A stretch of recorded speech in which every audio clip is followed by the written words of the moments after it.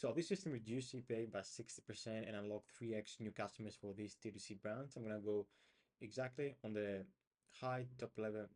I'm gonna go exactly on the levers that we pulled to actually do that, the challenges, and some of the things that you can take for your own DTC brand if you're looking to kind of scale. And the challenge was really for this specific brand. So it was a very, very nice brand, very nice bit of branding. But the challenge, they didn't have a proper direct response structure and kind of strategy inside their account and obviously across the media mix.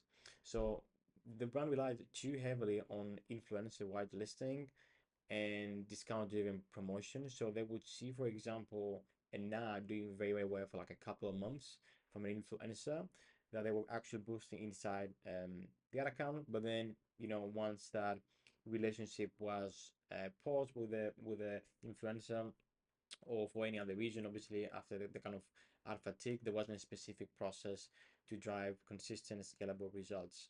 And campaign performance plateaued. Also, costs kept rising, and really proper forecasting, scaling the business was nearly impossible because obviously they were operating on a very not process oriented kind of manner.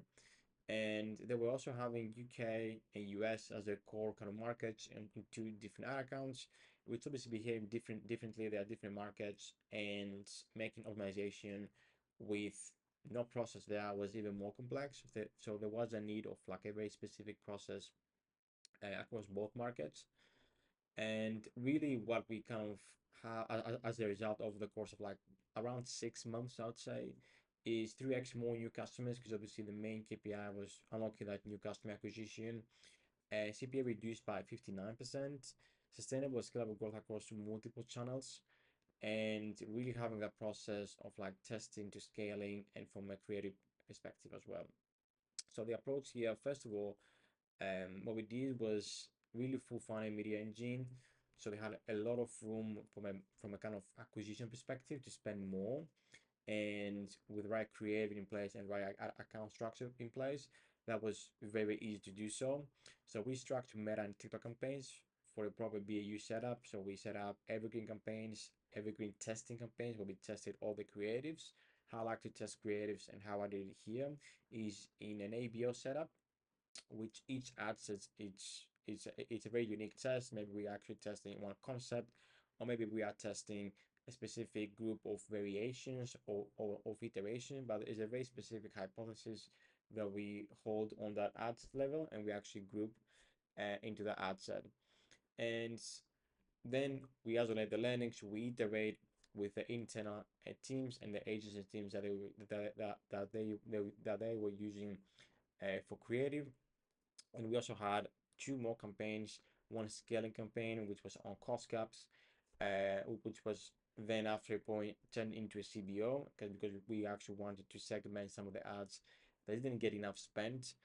And there was also an existing scaling campaign or like a core campaign with all the kind of top performing creatives. So we didn't actually like pause that completely initially. It was phased out after a point of period because obviously there has a lot of data there, and it kind of makes sense to still have that running as we get up our testing and scaling procedures in place. And there was also a retargeting campaign that's actually performing very, very well. Now, I usually don't do any retargeting campaigns, but on some clients that actually works quite well, especially if they have like a lot of awareness, a lot of like traffic and kind of volume coming in that top of funnel. And yeah, we shifted focus from discount to everything creative to sustain growth, sustain and protect CAC margin, and obviously have a more kind of sustainable approach into scaling. And we segmented that BAU and any kind of new promotions that were also integrated into a different campaign, obviously depending on the kind of promotion and the amount of assets we did have for that, but usually it was on a different campaign just to isolate it into a different environment. And number three was ensuring proper budget allocation. So we shifted most of the spend into those core scaling environments after a point, while we still kind of tested in the background there.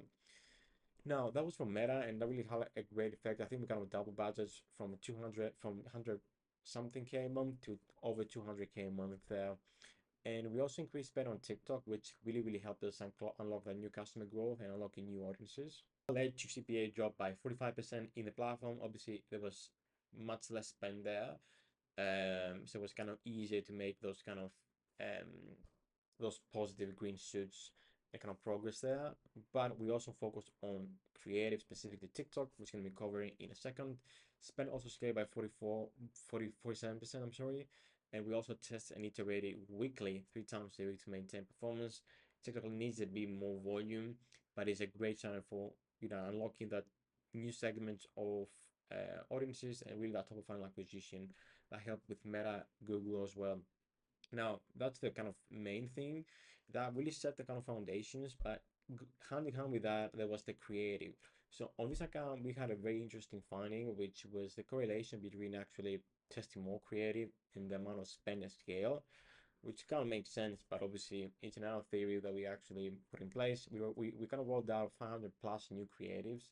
That was from the internal creators, internal resource agency teams that they were actually using, and we tried to initially focus on what we kind of done here. What I kind of focused is coming up with like new angles, and coming up with like what actually worked, which was like the founder-led content that kind of podcast style content as well. And we also unlocked like net new angles, like for example, unboxing, some very like product oriented, feature led statics as well that do very, very well.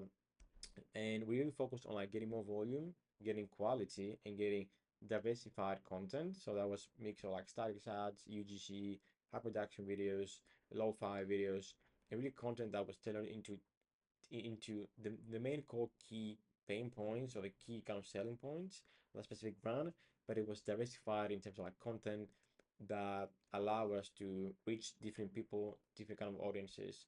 That really helped with like improving some of the kind of soft metrics like click-through rate, click to purchase ratio was also massively increased, and that resonance from a creative to actually landing page perspective. And we managed to increase spend by 75% across the mix while keeping frequency quite low. And the main reason why is the creative volume really, which obviously the big props to the teams involved there, because obviously we didn't have no creative, but they were very, very fast in executing. Now, the other big piece is localized campaigns for growth, and that's super important if you are maybe advertising on like UK, US, other markets. It's very hard to actually produce a localized content stream, and it obviously takes a bit more resource, but you'll see massive differences. Each market, even if it's like an English speaking market, is way different in how they're going to be interacting with your brand and what really drives them to make that purchase and becoming customer. So UK, US, Australia, maybe it's just wildly different. So you need to make sure that you have content specifically for each location, but also obviously that kind of depend on where you are in your kind of journey. So for example, this brand, like both UK and US, was a significant amount of like the revenue. So it wasn't like that we were trying to kind of get all this resource on a new kind of geolocation. So it kind of makes sense to have a very specific US kind of structure. We follow the same campaign structure, but we test initially some geo-specific hooks, mentioning, for example, the dollars, or making a very specific hook that kind of makes sense for the US. That really helped us combat rising CPMs, and overall it helped us like get more people, reach more people, and drive efficiencies across the mix. And really, the other key levers from a creative perspective, as high volume and that kind of content specific to the geolocation, was also really having that consistency in terms of like iterations every like weekly almost after a point, which really helped us like drive more volume, even if it was like net new iterations here.